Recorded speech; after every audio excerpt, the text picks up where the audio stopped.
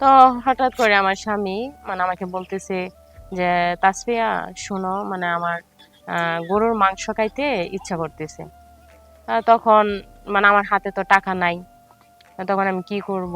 টাকা নাই যেহেতু। তো আমি গেলাম এক কসাইয়ের দোকানে।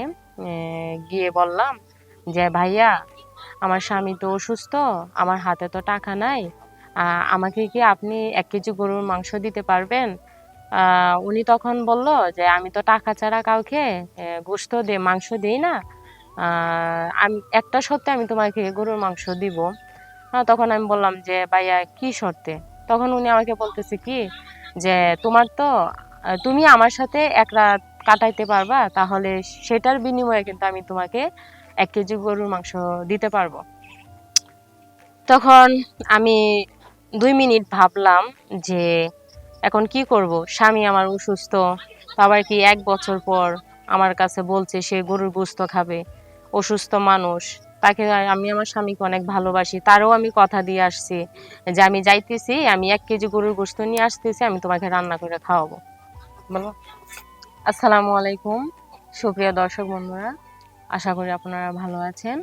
আজকে আমি আপনাদের সামনে আমার জীবন থেকে একটা বাস্তব ঘটনা আমি আপনাদের কাছে আজকে আমি তুলে ধরছি।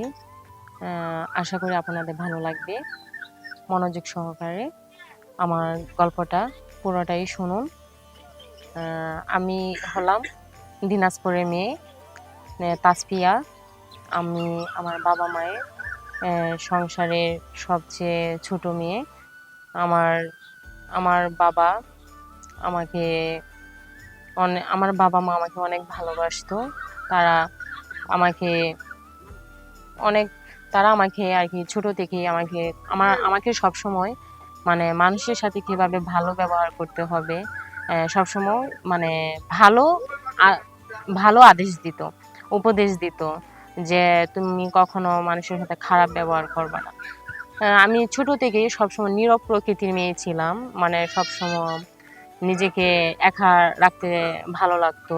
আ গুছিয়ে রাখতাম নিজেকে সবসময়। মূলত হয়েছে কি আমার কোনো বান্ধবী ছিল না। তো একসময় যে যখন আমি ক্লাস এ 8 এ পড়ি, সরি ক্লাস 8 এ যখন আমি ক্লাস 9 এ পড়ি তখন আমার জন্য একটা বিয়ের সম্বন্ধ আসে। তখন আরকি আমার বাবা ওই ছেলের সাথে ছেলে মিডল ফ্যামিলি ছিল।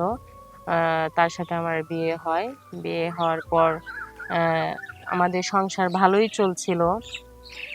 হঠাৎ করে আমার সংসারে একটা আ ছায়া পড়ে যে আমার স্বামী হঠাৎ করে অসুস্থ হয়ে যায়।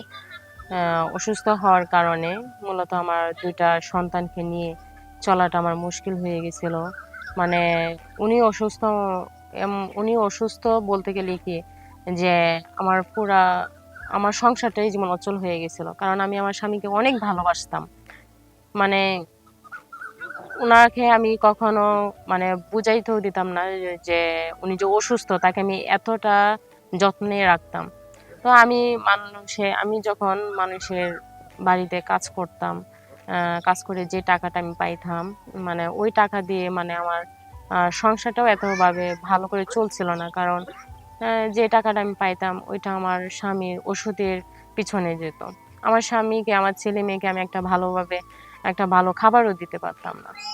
তো হঠাৎ করে আমার স্বামী আমাকে বলতেছে যে, "তাসফিয়া শোনো, আমার আ গরুর মাংস খাইতে ইচ্ছা করতেছে।" তখন আমার হাতে তো টাকা নাই। তখন আমি কি করব? টাকা নাই যেহেতু। তো আমি গেলাম এক কসাইয়ের দোকানে। গিয়ে বললাম যে, "ভাইয়া, আমার স্বামী তো অসুস্থ, আমার হাতে তো টাকা নাই। আ আমাকে কি আপনি ১ কেজি গরুর মাংস দিতে পারবেন?" আ উনি তখন বলল যে, "আমি তো টাকা ছাড়া কাউকে মাংস দেই না। আ একটা শর্তে আমি তোমাকে গরুর মাংস দিব।" তখন আমি বললাম যে, "ভাইয়া কি শর্তে?" তখন উনি আমাকে বলতেছে কি যে, তুমি আমার সাথে ১ রাত কাটাইতে পারবা? তাহলে সেটার বিনিময়ে কিন্তু আমি তোমাকে ১ কেজি গরুর মাংস দিতে পারবো। তখন আমি ২ মিনিট ভাবলাম যে এখন কি করব, স্বামী আমার অসুস্থ, আবার কি 1 বছর পর আমার কাছে বলছে সে গরুর গোশত খাবে।